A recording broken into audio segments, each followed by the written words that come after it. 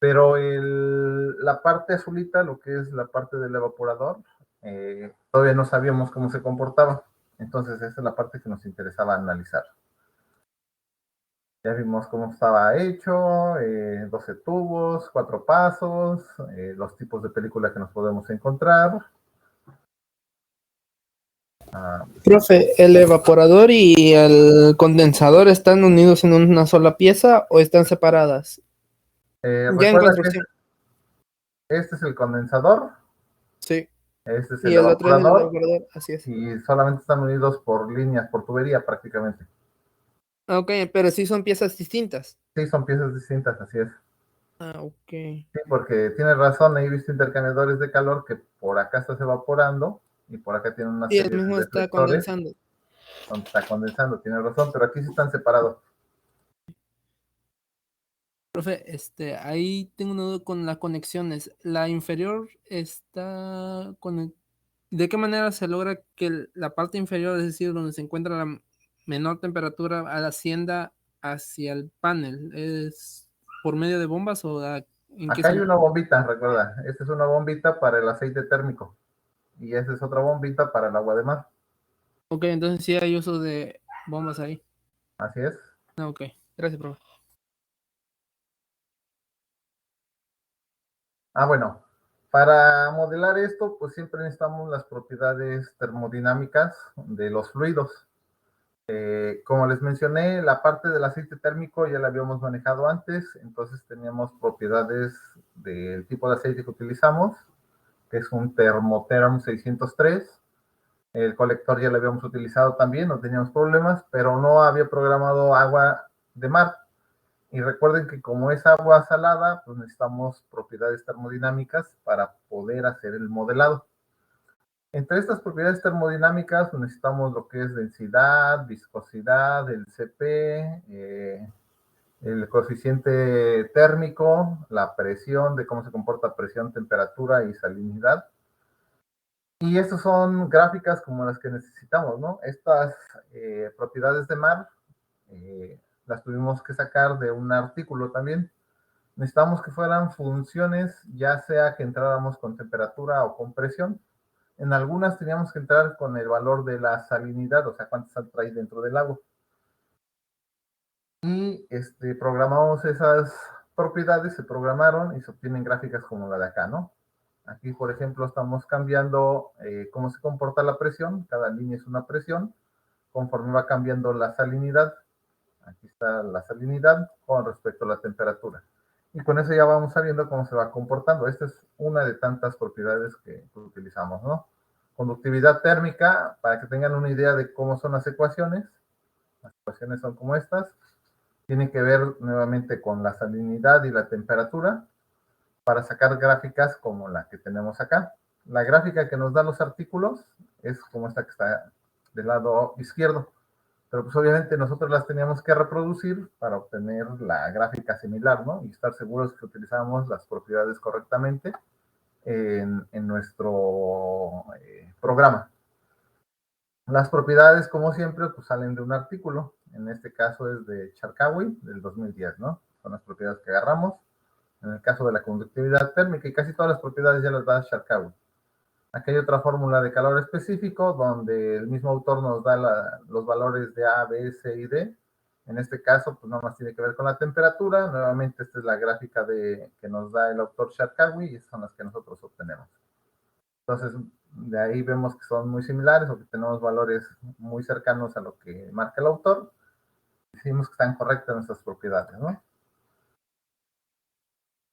Nuevamente, para modelar el proceso, pues tenemos o dividimos nuestro intercambiador de calor en 3 grandes partes. ¿Cuáles son esas partes que vamos a modelar? Por un lado, vamos a modelar el aceite térmico que va por dentro de los tubos. Recuerden que por acá entra y por acá sale, ¿no? En 4 pasos. Entonces, necesitamos saber condiciones en las que va a entrar y necesitábamos condiciones en las cuales va a salir. Esas sí las podíamos medir, como se los dije. Otra parte en la que dividimos nuestro estudio, pues es cómo se va a comportar el flujo de calor a través de la pared de los tubos. Recuerden que por dentro va un fluido térmico, un fluido más caliente, va a transferir el calor a través de la pared del tubo y ese calor se va a ir al fluido externo, ¿no? Que es el agua de mar. Entonces, nuevamente, se programa ese proceso de transferencia de calor a través de la pared de de los tubos. Y la otra parte es cómo se va comportando el agua salada. Si aquí entra ciertas condiciones, cómo van cambiando esas condiciones conforme va ganando calor. Y cada parte pues nos va a dar un entendimiento de qué es lo que está pasando dentro de este desalinizador. El modelo numérico para el flujo dentro de la tubería, que es el aceite caliente, tenemos que hacer la formulación matemática que es la que condiciona este movimiento del fluido. Y para ello tenemos que echar mano de la ecuación de continuidad. Bueno, los mecánicos seguro me van a entender, la ecuación de cantidad de movimiento y la ecuación de la energía. Recuerden que no podemos perder masa, la energía, tanto cinética como potencial, la vamos a tratar de conservar. Y obviamente no creamos ni destruimos energía, simplemente la movemos, la transportamos y todo lo demás, ¿no? Y este es un modelo de cómo lo vamos a hacer. El modelado se hace a través de algo que se le conoce como volúmenes de control, a través o por dentro de la tubería, ¿no? Este modelado, como les dije, requerimos de las condiciones de entrada. Con todas estas ecuaciones que aquí no se las voy a describir, podemos conocer entonces, para ello, toda la tubería necesitamos dividirlo en tantos volúmenes de control como nosotros quieramos, o la cantidad que nosotros deseemos. Algo similar, bueno, para este modelo numérico, siempre hay algunas hipótesis, porque recuerden que siempre tenemos que despreciar ciertas cosas para hacer más fácil un modelo. Entonces, inicialmente dijimos que es un flujo en una sola dimensión. Recuerden que por dentro de la tubería nada más va a circular hacia una dirección del tubo. Despreciamos estas vueltas y nuevamente flujo en una sola dirección. Despreciamos la vuelta nuevamente, flujo en una sola dirección. Despreciamos la vuelta y flujo en una dirección. Entonces, se puede decir que todas estas vueltas vamos a despreciar qué pasa ahí. No perdemos mucho, pero bueno, aquí ya me excedí, que nomás es acá, ¿no? La vuelta de acá. Entonces, flujo en una sola dirección y un comportamiento como un fluido líquido, que es el comportamiento newtoniano. No hay participación de un medio radiativo, que significa que por radiación no perdemos tanto calor. Ese es algo para facilitarnos la vida. Y obviamente ese intercambio de calor por radiación es despreciable entre superficies, conducción de calor axial en el fluido. Ok. Diámetros de tubo constante, porque recuerden que un diámetro normalmente no es constante, siempre tiene variaciones, así como en un dibujo, ¿no? Pero pues, lo tenemos que tomar constante, y eso significa tener una rugosidad de superficie uniforme.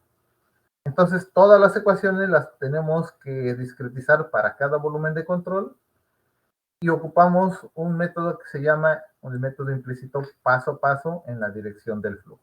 O sea, empezamos al inicio, calculamos al final del volumen de control, las condiciones de este se vuelven el inicio del siguiente volumen de control y así sucesivamente hasta llegar al final de la tubería. Para el análisis de la película descendente, recuerden que es la segunda parte, ¿no? Nuevamente tenemos que dividir todo en volúmenes de control y subiendo nuevamente ciertas hipótesis. Entre las hipótesis decimos que todo lo que se salpica lo despreciamos. Por eso es un flujo unidimensional en estado estacionario. Y nuevamente no hay participación de medio radiativo. Conducción despreciable dentro del mismo fluido. O sea, dentro del fluido vamos a suponer que no hay conducción de calor. Diámetros constantes de tubo.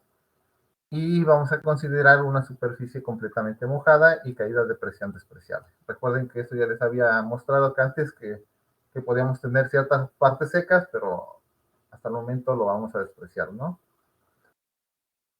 Los flujos de calor y la tasa de flujo másico, las temperaturas y las propiedades termofísicas se van a evaluar en cada volumen de control, así que si nosotros tenemos 1000 volúmenes de control, los cálculos los va a hacer, obviamente lo hace la computadora 1000 veces, pero lo va a hacer. Las ecuaciones discretizadas se van acoplando, se han acoplado en el método nuevamente paso a paso, ahora en la dirección vertical, ahorita te doy la palabra, y para ello tenemos que proponer un flujo de entrada. Obviamente fuimos a los artículos y buscamos alguien que hubiera hecho algo similar para tener un valor de flujo inicial, que es el que está acá. Ahora sí, ¿quién levantó la mano? Yo, profe, le quería preguntar si para hacer un modelo de este tipo es necesario que sea por, ¿cómo era? Por cortina, creo que era el tipo de flujo, o era por, es decir, no sea por goteo, sino por lámina, creo, lámina o película, no recuerdo muy bien el tipo de flujo. Uno es película descendente. Recuerda que película descendente, ya me pasé, me equivoqué. Película descendente es la que va acá, la del agua salada. Ok. Y por otro lado es el aceite térmico que va por acá adentro. Entonces, ahí también, junto con todas las ecuaciones, tenemos que verificar qué tipo de flujo llevamos, ya sea laminar o turbulento, y con eso calcular muchos otros parámetros para saber cómo va perdiendo calor a lo largo de la tubería. Ok, profe. Gracias. ¿Sí? Ok. Bueno, espero que te haya explicado. En un volumen de control en la película descendente, ¿qué es lo que tenemos al hacer el análisis de energía? Recuerden que es la película que va descendiendo. Aquí está la forma en que discretizamos. Discretizamos en forma como de matriz, empezando desde abajo. Este es nuestro volumen 1 horizontal, 1 vertical, después es 1, 2 y así sucesivamente hasta llegar a la cantidad que nosotros queramos dividir el tubo de hasta abajo, ¿no? Pasamos a la fila 2 y nuevamente ahí está nuestra discretización de acuerdo al tamaño de volúmenes de control, que siempre será lo mismo para todos los tubos. Y el análisis de energía es como el que está acá. Recuerden que todas las energías se debe conservar. ¿Qué energía les va a llegar a la película descendente? Pues el flujo de calor que llega a través de la pared del tubo. ¿Qué energía se va a perder? Pues la energía que se va con el vapor que está generando. Además, el flujo de calor que trae el agua de mar, el que está escurriendo, pues traemos un flujo de calor también. Y el agua que sale más salada, pues se va a llevar todavía un flujo de calor también. Entonces, este análisis de flujos de calores se hace en cada volumen de control y con eso nos va a permitir saber qué pasa, ¿no? Si se dan cuenta, pues tenemos todos los calores ahí. Un algoritmo como el que se muestra acá, de saber nuevamente datos de entrada, como los que les mencioné anteriormente, presión, flujo, salinidad, temperatura, va a realizar todo el proceso hasta que nos entregue resultados finales. Aquí es un ejemplo de todo el proceso que hace, y este proceso se hace para cada volumen de control. En la pared de los tubos, pues nuevamente recuerden que aquí nomás tenemos conducción de calor a lo largo de la pared del tubo. Para ello nuevamente se plantean ciertas hipótesis, como que es una distribución de temperatura transitoria en una sola dimensión.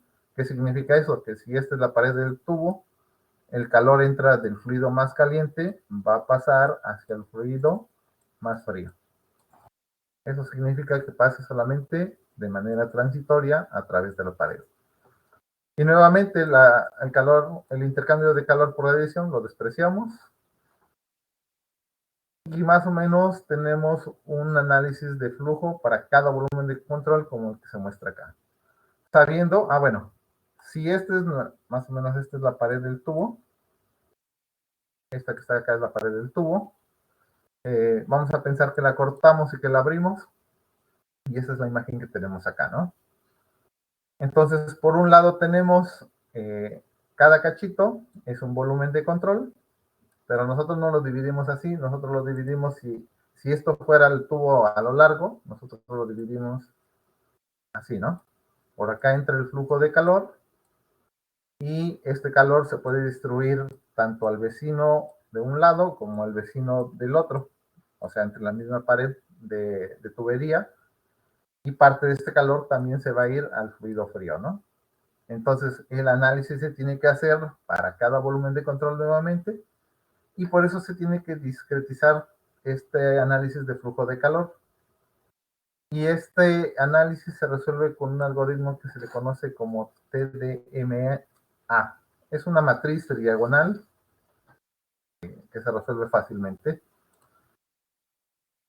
Y ahora, ya que teníamos simulado cada parte, recuerden que simulamos por un lado cómo se comporta el flujo interno, por otro lado el flujo externo y por otro lado la pared del tubo. Entonces, se tenían que unir los tres programas con un algoritmo como que se muestra acá. Nosotros inicialmente suponíamos una temperatura de pared. Con esa temperatura de pared hacíamos el análisis del flujo interno o del aceite térmico. Con esta misma temperatura de pared se pasaba a hacer el análisis del flujo externo. Y como ya teníamos temperaturas de los fluidos, nos permitía hacer el cálculo de la nueva temperatura que va a tener esa pared para pasarlo por un proceso que se le llama de validación. Entonces, este es nuestro criterio de convergencia, también se le conoce así, donde si cumplía con esta ecuación, nosotros poníamos un valor muy pequeñito, por cierto, creo que era de 1 por 10 a la menos 6. Esta ecuación, si el valor de esta ecuación nos daba menor a 1 por 10 a la menos 6 para todos los volúmenes de control, se acababa el programa. Pero si en uno de ellos no cumplía con esta ecuación, se regresaba. ¿Y qué es lo que iba a hacer? La última temperatura de pared, que se calculó aquí en el último paso, pasa a ser la nueva temperatura supuesta y se inyecta por acá y el proceso se vuelve a repetir nuevamente y si se dan cuenta este es un proceso iterativo. De seguro procesos como estos los vieron como en métodos numéricos. Y el proceso se está ejecuta y ejecuta hasta que alcanza el criterio de convergencia que se muestra aquí abajo. Y eso nos lleva hasta el fin, ¿no? Para rápido, cuando poníamos poquitos volúmenes de control, vamos a pensar 100, el programa se tardaba como entre una hora más o menos, pero se nos ocurrió poner 1000 volúmenes de control y el programa tardó como unos 5 días en ejecutarse, la máquina ejecutándose día y noche, y hizo todos los cálculos, ¿no? Ya una vez que teníamos todos los cálculos, pues vienen los resultados. ¿Qué es lo que podemos obtener en los resultados? Pues cómo se comporta la salinidad conforme cambia la longitud de los tubos. Se me olvidó mencionar que la longitud inicial, a ver, la longitud inicial de los tubos, acá, de una vez que entra de la pared hacia acá, era 90 centímetros o 0.9 metros. Así que vamos a empezar a analizar del tubo de abajo, el siguiente tubo y así sucesivamente, ¿no? Por lo tanto, obtuvimos, como les dije, una radiografía de qué es lo que pasa en cada punto. Aquí tenemos 2, 4, 6, 8, 10 volúmenes de control. Entonces, iniciamos en 0. El punto donde estamos analizando es al centro del volumen de control, si se dan cuenta. Y así para cada uno. Entonces, ¿cómo comporta la salinidad? Recuerden que este es el tubo de hasta abajo. Este es el tubo de hasta arriba. A ver, sí, ese es el tubo de hasta arriba.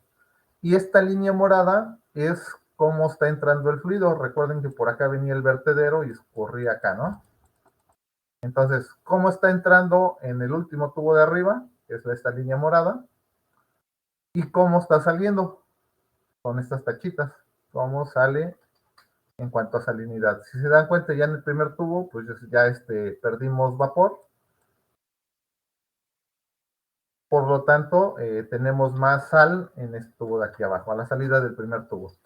Nuevamente, como les dije, los resultados de la salida de ese tubo se vuelven los entradas del siguiente y estas serán las condiciones, la línea amarilla, a cómo salen perdón, los triangulitos son cómo sale del tercer tubo. El amarillo es cómo entra el segundo tubo y los cuadritos son cómo sale. La línea roja es cómo entra el último tubo y los cuadritos rojos es cómo sale al final del proceso. Entonces, ¿qué podemos observar? Pues que por acá va perdiendo vapor, por acá va perdiendo más vapor, y por acá se pierde más vapor, y en el último paso lo mismo, ¿no? Por eso cada vez sale con más sal. ¿Hasta acá va bien?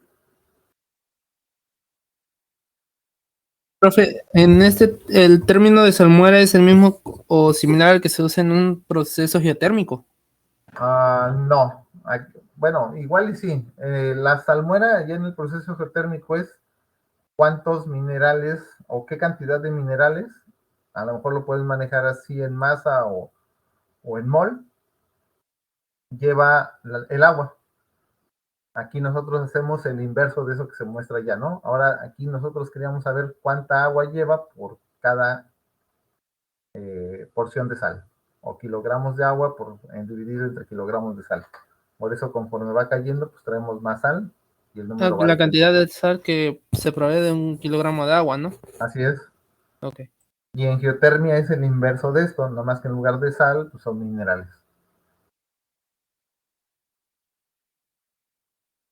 Ok.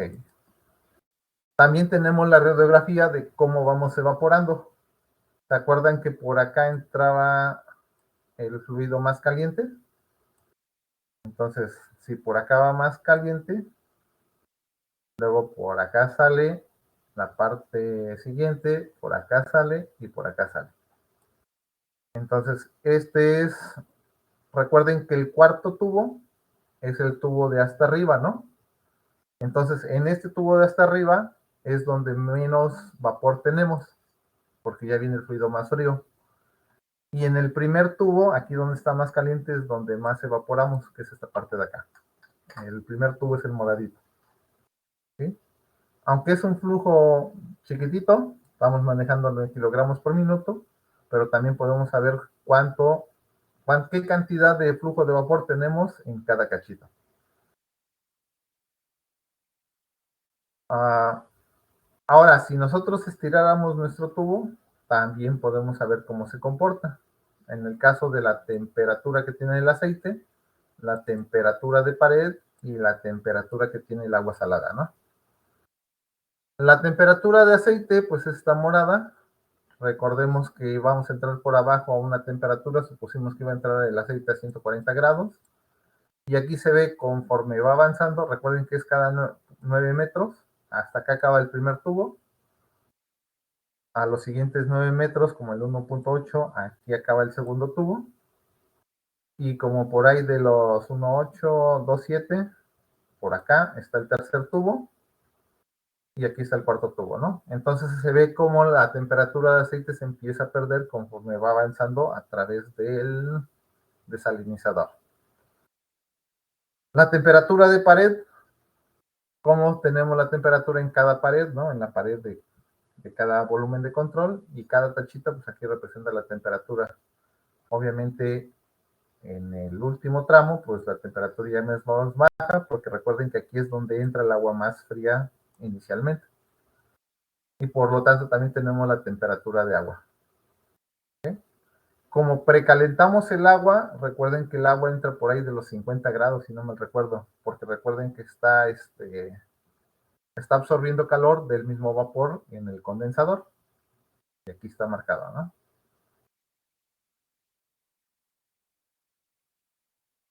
Y creo que eso es todo. Bueno, pues ya. Obtuvimos la salinidad, la presión, la temperatura en todos los puntos. Y pues era lo que nos interesaba, tener una radiografía térmica de qué es lo que pasaba dentro del intercambiador de calor. Ya son. ¿Alguna duda que tengan por ahí? Bueno, estos datos de simulación aquí se están presentando, ¿no? ¿Cuántos volúmenes de control teníamos? 200. Y nuestro criterio de convergencia, hace rato le dije que era de 1 por 10 a la menos 6, me equivoqué, era 1 por 10 a la menos 5. Y obviamente cada puntito de acá son datos promedios, porque si teníamos 200 volúmenes de control, no nos iban a caber acá los 200 simbolitos, ¿no? Por cada volumen de control. Nuevamente, ¿dudas o preguntas?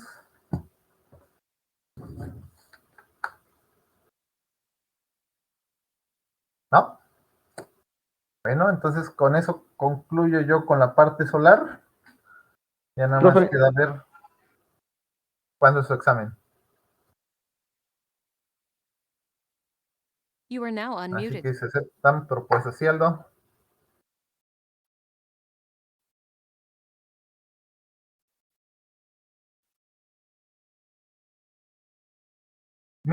Cuando ocupamos 1000 volúmenes de control en cada tubo. Sí.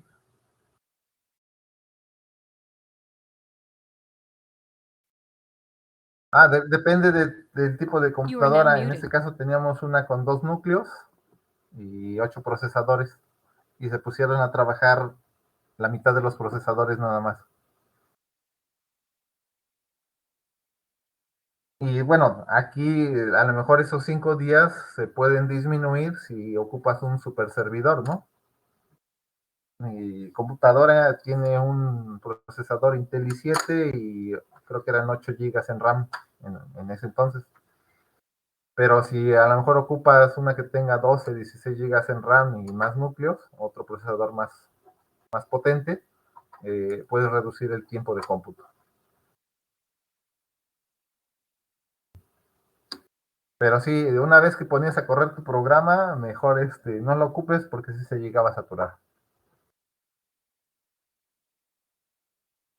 Y para ello, otra de las cosas, que eso ya me lo sé, cuando tengas una computadora y estés ejecutando un proceso como el que les digo, normalmente se queda en un lugar donde tenga el aire acondicionado mientras la computadora está ejecutando el programa.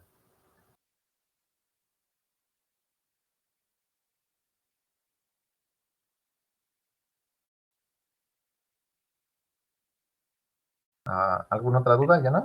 ¿El calor también afecta mucho al procesamiento, profe? Sí, claro, por eso digo aire acondicionado en el lugar donde dejes la computadora.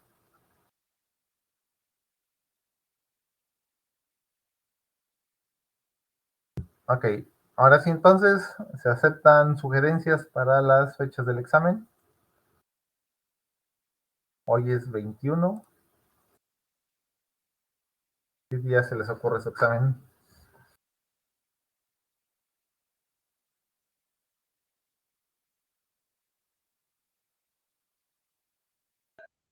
Yo Puede diría ser que inicio de 4 y mayo. 5 de mayo, profe.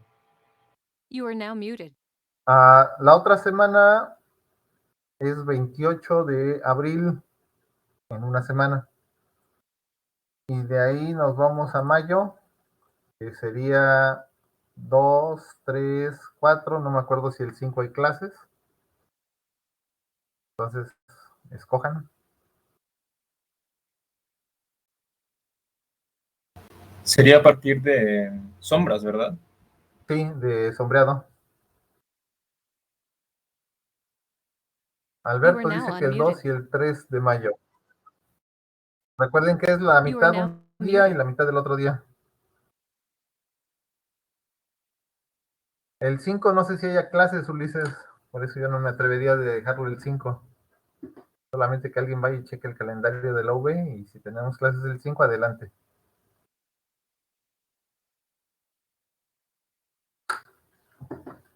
Ahí está otro 2 y 3 de mayo. Según lo que dice el calendario, hay clases. Pues ya. Entonces no nos salvamos. Así que también puede ser entonces hasta el 5 de mayo. El 10 dice, pero en Ávila académico. No hay clases el 10 entonces. Es martes. Ahí está, 4 y 5, 4 y 5, ya va ganando 4 y 5.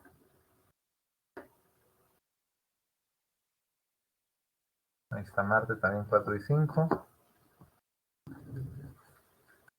4 y 5. Ya, creo que 4 y 5 es el que va a ganar. Muy bien, pues ya no le hacemos más. Ahora, la misma selección de la vez pasada, Los que trabajan se van para el 5, los que no trabajan se van para el 4. Nada más que ahora se los voy a cambiar. ¿Les parece? Ahora primero van los que trabajan y luego van los que no trabajan. Para que sea equitativo, ¿no? Me parece bien, profe. Entonces, ¿cómo quedaría? ¿Los mismos que fuimos en el examen pasado, los mismos grupos? Sí, los mismos grupos, para no meternos en problemas. Los que hicieron la vez pasada el examen el segundo día, ahora lo harán el día 4. Y Entendido, profe. los que presentaron primero lo harán el día 5. Así que de una vez lo apunto en el calendario. Que no se me vaya a olvidar. Mayo.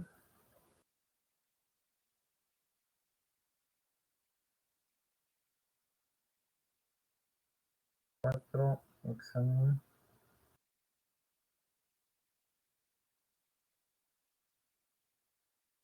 Energías renovables. Me estoy marcando las 6 y están las 5.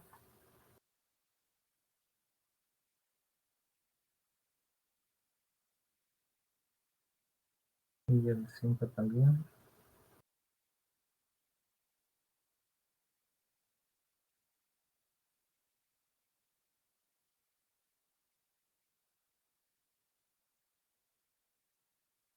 Ya está guardado en el calendario.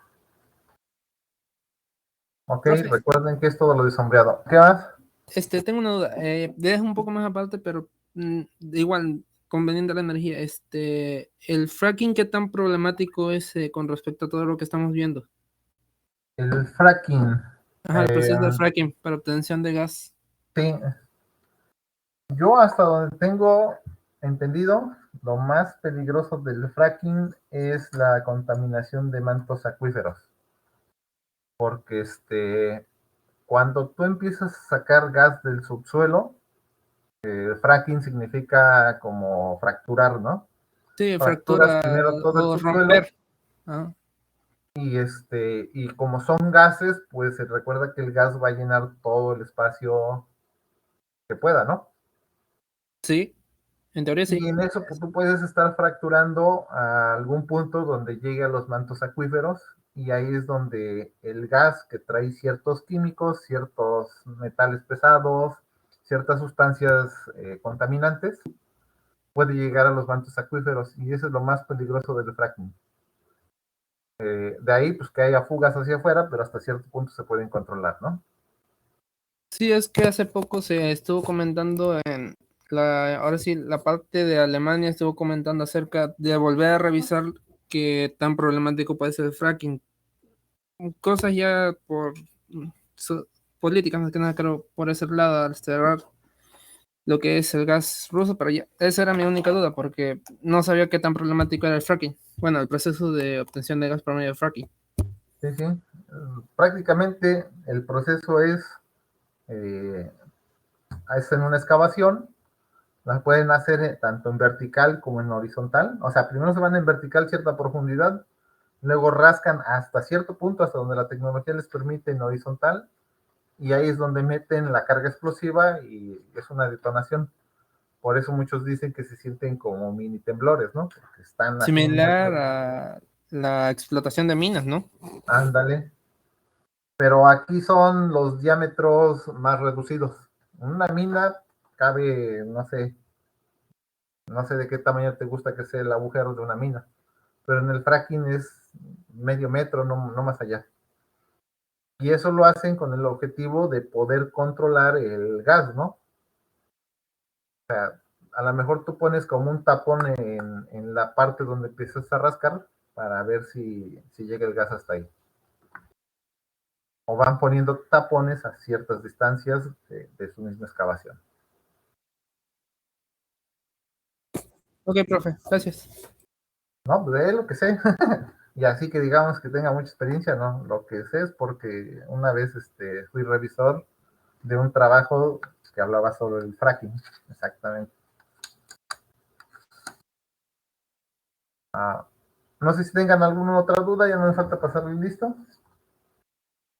Por mi parte, no. No fue una duda. Oigo, Solo por curiosidad, ¿qué programa se usó en la simulación? ¿Con qué lenguaje de programación? lenguaje de programación, aquí yo ocupé C, porque Ok. me permite manipular ciertas variables. ¿A qué me refiero? Si te das cuenta, si nosotros metemos 1000 volúmenes de control, un programa le va a costar manejar 1000 variables, en el caso de que por cada volumen de control sea una variable. Pero resulta que no nada más teníamos una variable, sino teníamos muchas más variables.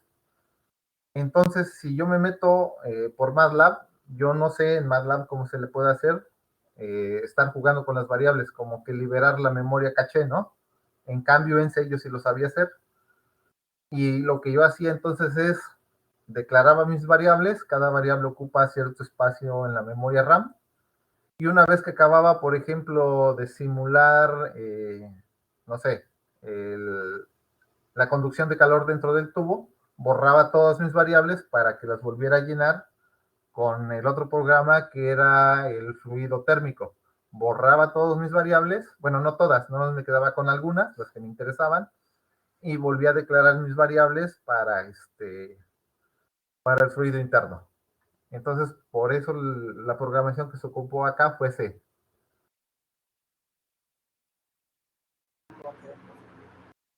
Pero era por la cantidad de variables que se estaban ocupando. You are now unmuted. ¿Sí?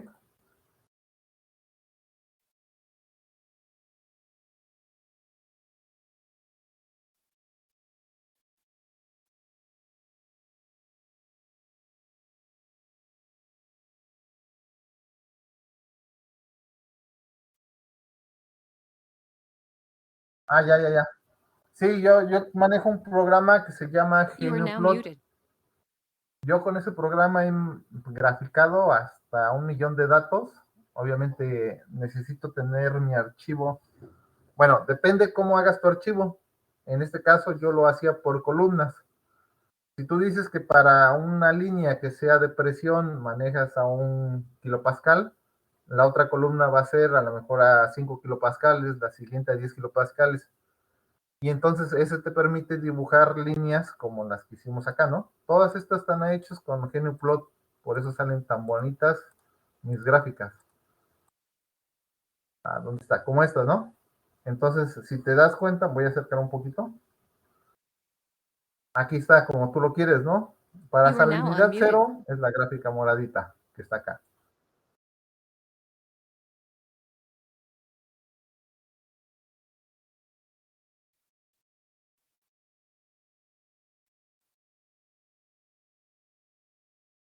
Sí, acá donde estoy poniendo mi cuadrito, ahí puedes poner el valor y ese es el programa es GeoPlot. Por acá puedes poner el otro valor, o sea, ese tú ya lo programas y le tienes que ir diciendo You are now en muted. esta coordenada, por ejemplo, a lo mejor aquí es en 84.200, ahí vas a empezar el letrero, ¿no? Para el siguiente letrero, tú le vas a decir en 54.100, ahí empiezas el letrero.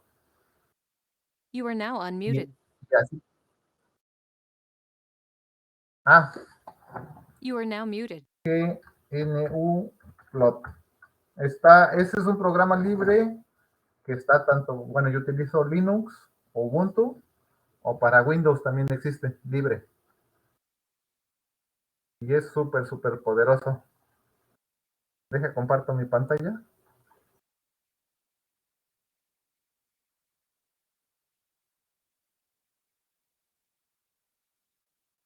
¿Ya ven en pantalla? Aquí le voy a buscar así, GeoPlot. GeoPlot. Y me voy a la página de inicio. Y ahí me manda todo lo que sea sobre GeoPlot. En algún lado trae galerías de imágenes. Todo lo que puedes hacer con este tipo de programas. Y no sé, cualquiera de estos. A ver si encuentro uno donde diga textos. Luego me dice, textos, opciones de texto. Acá está, miren. Puedo poner opciones de texto en todas estas formas. Y hay funciones, o sí, funciones, de decirle dónde va a poner cada texto, ¿no? Voy a ver otra gráfica. Texto aumentado, no sé qué significa, miren. Puedes poner dentro de tu gráfica todo el tipo de texto que se te ocurra. Eso es más o menos lo que tú quieres, ¿no? Ahí está. You are now unmuted. Texto, texto.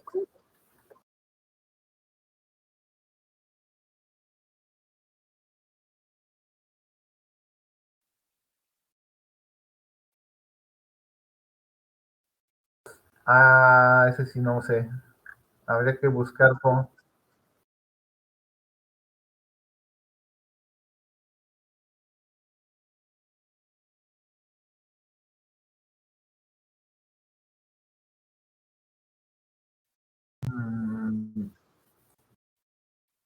Sé que MATLAB está basado en You are GNUplot, now muted. pero tú quieres que pongas, por en lugar de aquí de 103, aquí que pongas un megapascal, ¿no? You are now unmuted. No sé.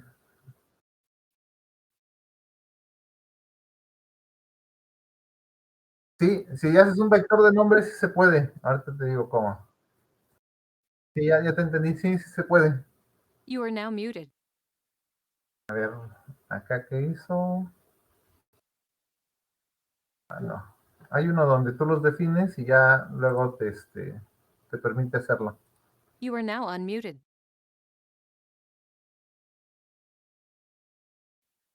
Ah, creo que aquí en estilos de línea. A ver. Ah, mira. You are now No, muted. no es tampoco.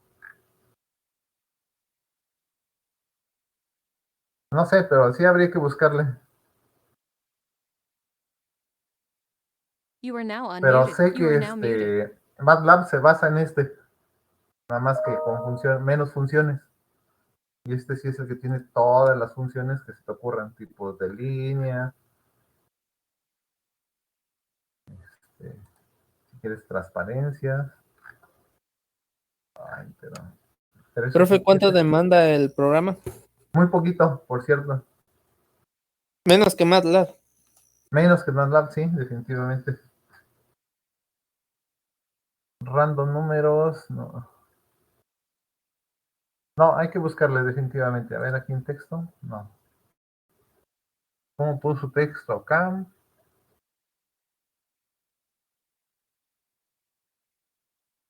Aquí ocupa el texto desde un archivo de texto, fíjate. O sea, cada texto que está acá es porque tenían un archivo de texto. Entonces, a lo mejor tú podrías armar un archivo de texto y poner cada cosa en donde tú quieras, ¿no? Aquí porque lo ponen al azar.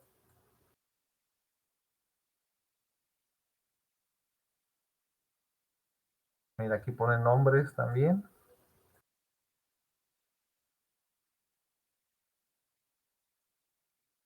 Pero bueno, ya conforme va pasando el tiempo, pues te vas haciendo más hábil para poner cosas, ¿no? A lo mejor algo como esto, pero en lugar de esto, los números que tú quieres, ¿no? Bueno, ya ahí lo buscas. Deja paso lista, si no se me va a ir el tiempo. Ya, dejo de compartir.